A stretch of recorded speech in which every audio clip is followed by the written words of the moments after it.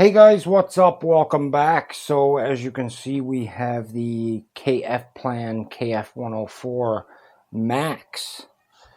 So when you open this up, now I've already obviously opened this, guys, but I believe this was in a see-through bag. And then when you get inside here, the transmitter was in a box of its own inside this case. So first off, we'll show you guys that we have our unlock motor button, return to home, GPS, our sticks, power button, and I think this is calibrate compass, speeds, and headless mode.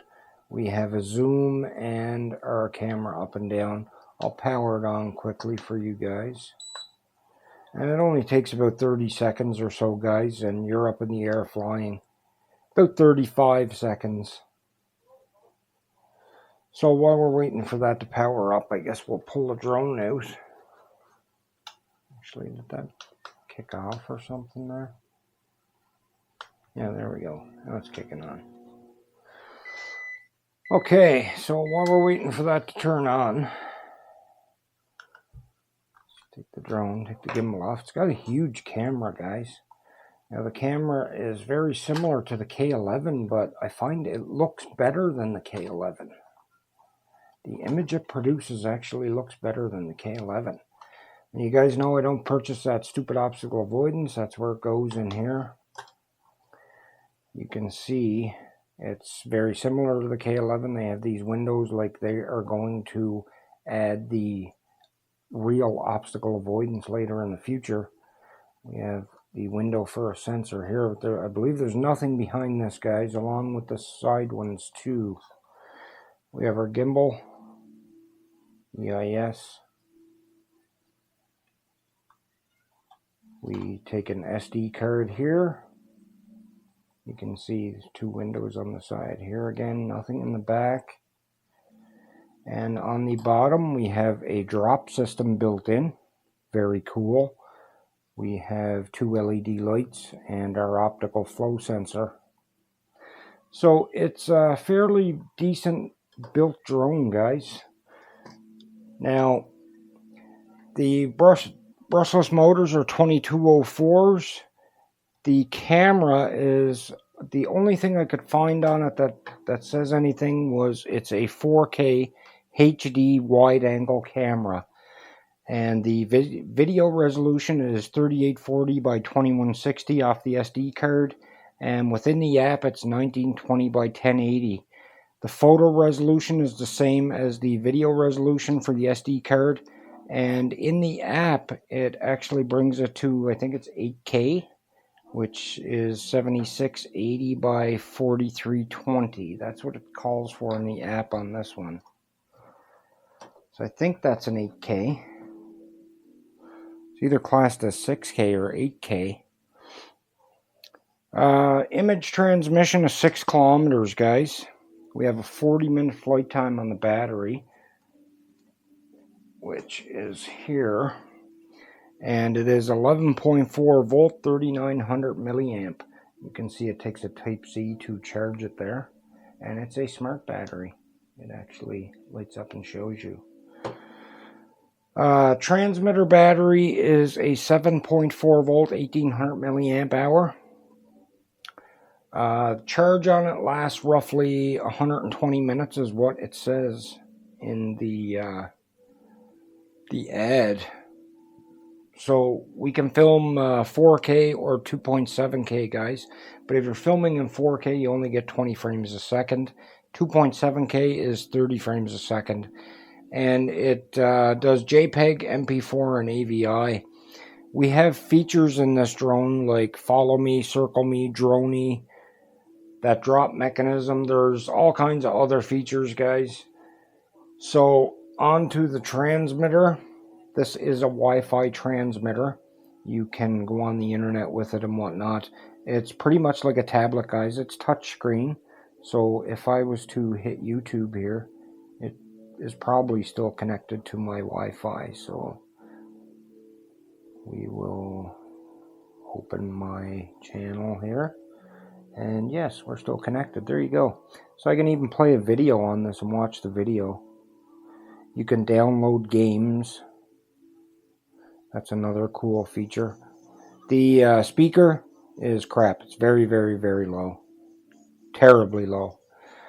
But pretty decent, guys. The build quality on this reminds me so much of DJI. It's that good of a quality. It's very decent. Takes an SD card in the bottom here. I'd imagine that's just for storage. I haven't been able to figure out if you can screen record yet or not. There's only so much on the main page here, guys, and I'm not sure about everything yet. Like, here you go. There's the drone app. It'll try and connect here, but it's not going to connect because it's not turned on. So, like, we have Learn to Fly here. You can click on that. I guess it will pan through everything and teach you how to use this. But the manual that came with this doesn't really tell too much about this tablet, transmitter tablet, and what you can and can't do with it.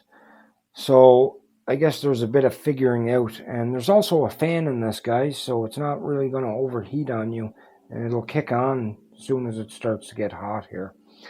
But anyway, that being said, let's get this over in the field and test it out and show you guys what it's all about.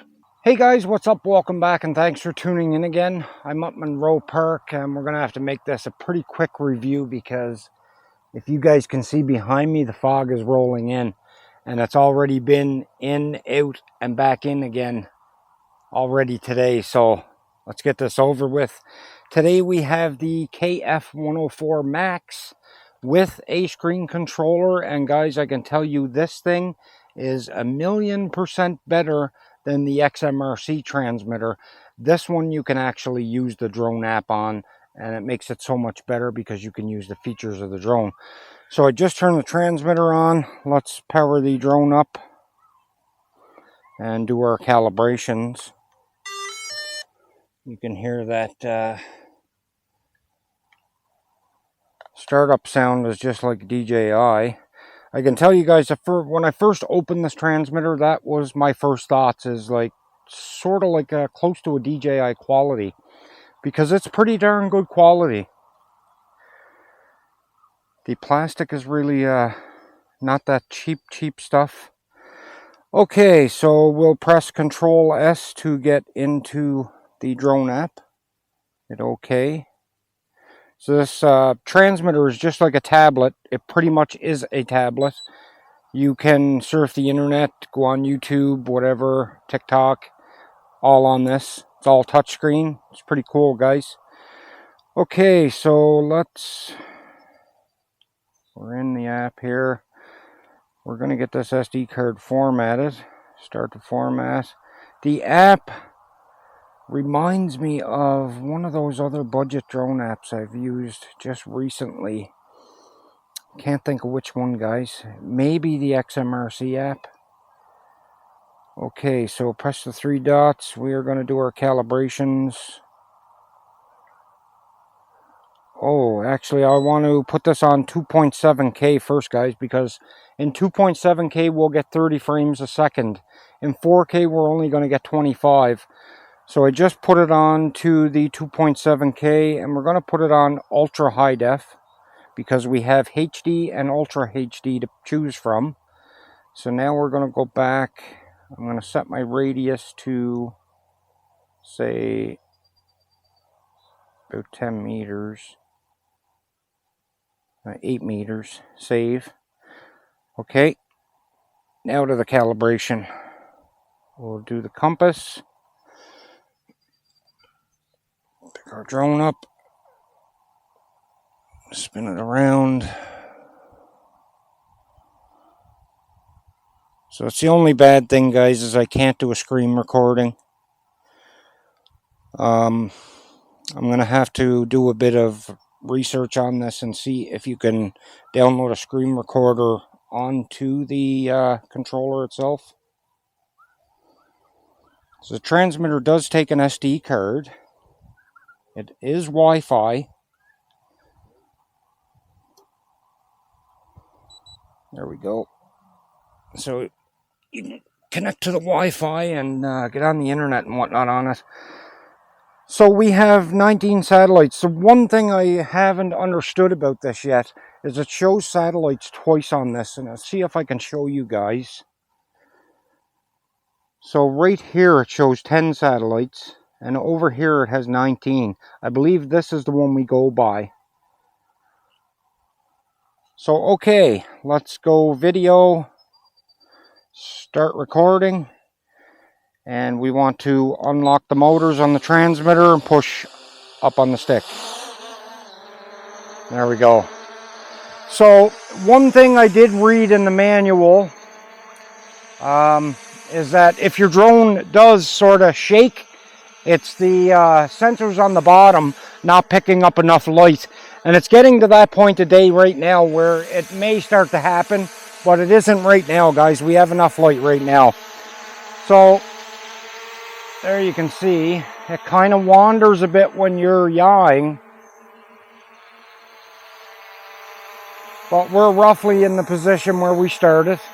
So let's take it out and around here. Forward on the stick. Now remember, guys, this is a budget drone.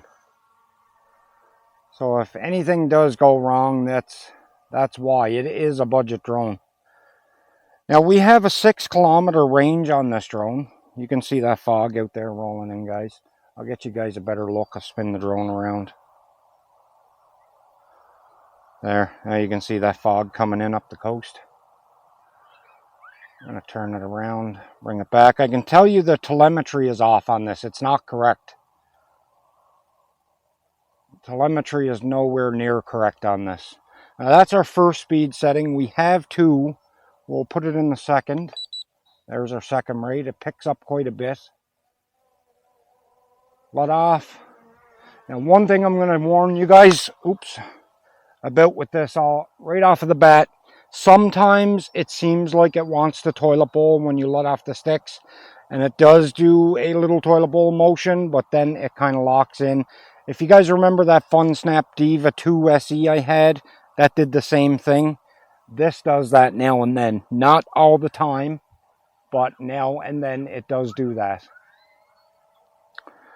So we have 2 scroll wheels. One is to cycle the camera up and down like you're seeing me do now. And the other is a zoom. We'll zoom in. And it's not a bad zoom, guys, until you get way zoomed in all the way. Then it starts to pixelate. But it's pretty good. Considering that this drone is a budget drone, it's got a great camera. I can tell you that. It has a great camera.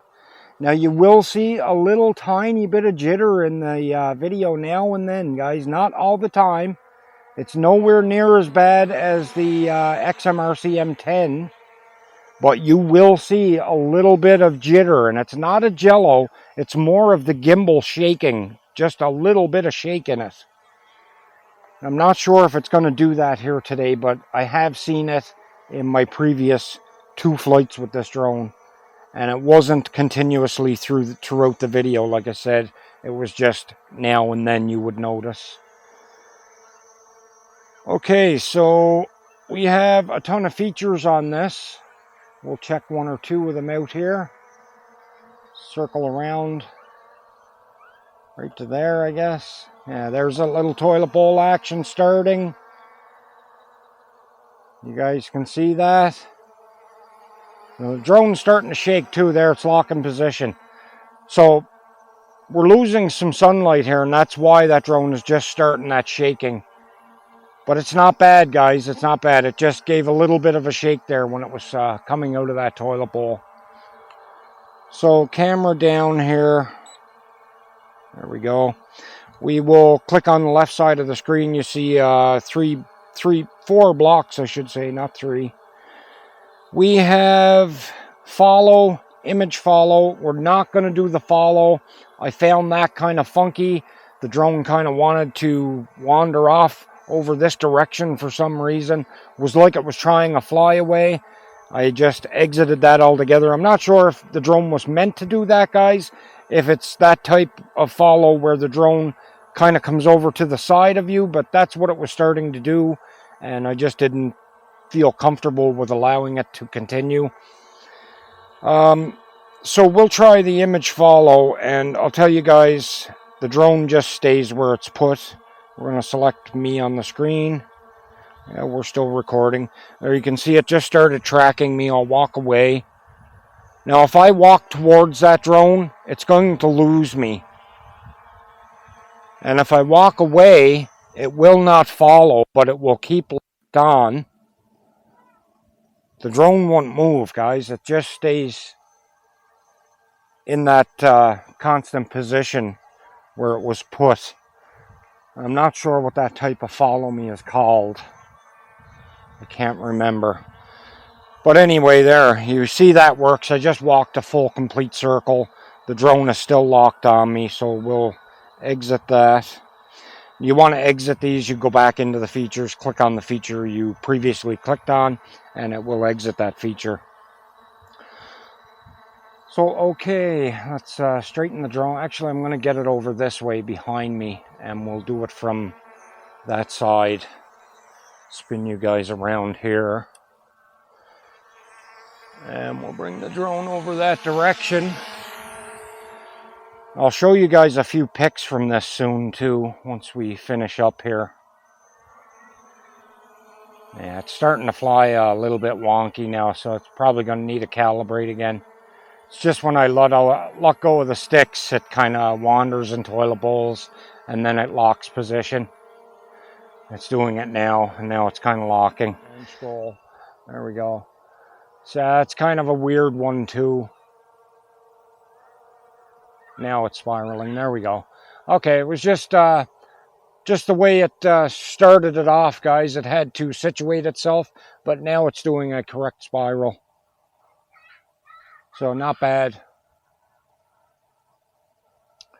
At least we know the majority of these things work on this drone. And the transmitter, it makes this so much worth the purchase.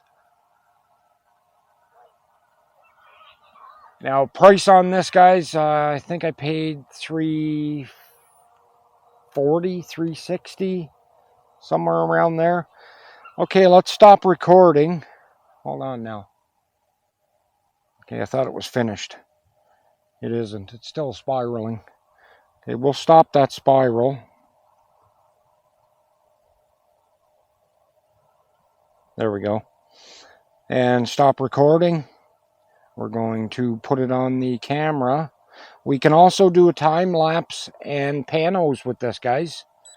So pretty cool. I'm not sure if it'll stitch the panos for you or if you're going to need a program to do that. Okay, we're facing the sun. Let us snap a photo. And we're going to turn the drone here. There we go. Getting a little bit of lag. And we'll snap another photo. There we have it. Let's go back to video, or actually, yeah, let's go back to video and start recording. Start bringing this down. It's not too bad, guys. It's okay for what it is. It's so much better than the XMRC drones. The camera and whatnot is so much better. Now, the flight, I would give it to the XMRC drones on the flight. I mean, this does fly okay, but the XMRC ones are better. This transmitter also has a fan built in, guys, so don't worry about it overheating. And let off sticks. It's still traveling, and there it stopped. No toilet bowling. Good. Good. Pretty good, guys. Not bad. Pretty decent. Now we'll try a return to home before we end this video, I guess. So I'll back the drone out.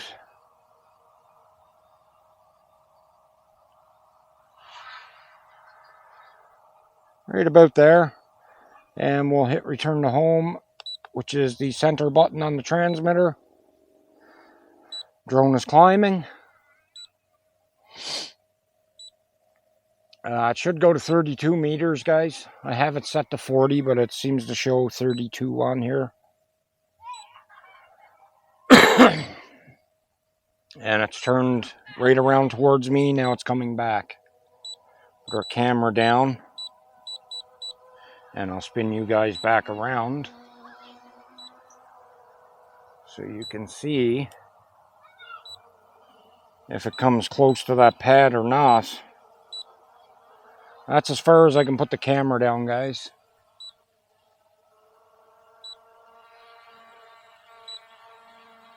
It seems like the drone kind of, yeah, it's coming down now. It kind of stopped there for a second or two. Now, if it doesn't hit this pad, I'll probably just pick it up. They don't want motors ripping up in grass, and it's going to be over here somewhere.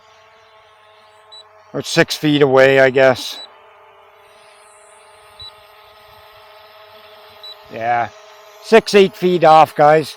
Now that varies because the last 2 flights it was only about 2 feet away. So I'm going to pick it up because, oh, it couldn't. I didn't cancel in time. Are they going to stop or what? There we go. I had to hit the return to home again. Let's stop recording. So what do you guys think so far? I think it's okay. If it was a little cheaper, it would have made the purchase so much better. Being that it's close to the $400 mark, it's a little too much for what it is. And especially having, you know, a little bit of toilet bowl kind of action going on. You don't want to see any of that. Even if it's for a second or two and then it locks in. That's not what you want to see in the drone. Let's take it up again, guys. Let's start recording. Now, does sticks down and in work? No. Sticks down and out? No. So we have to hit unlock and then up. Or you can push on the app to take off. But it's okay for what it is. I mean, I must say, the camera is very good on this drone.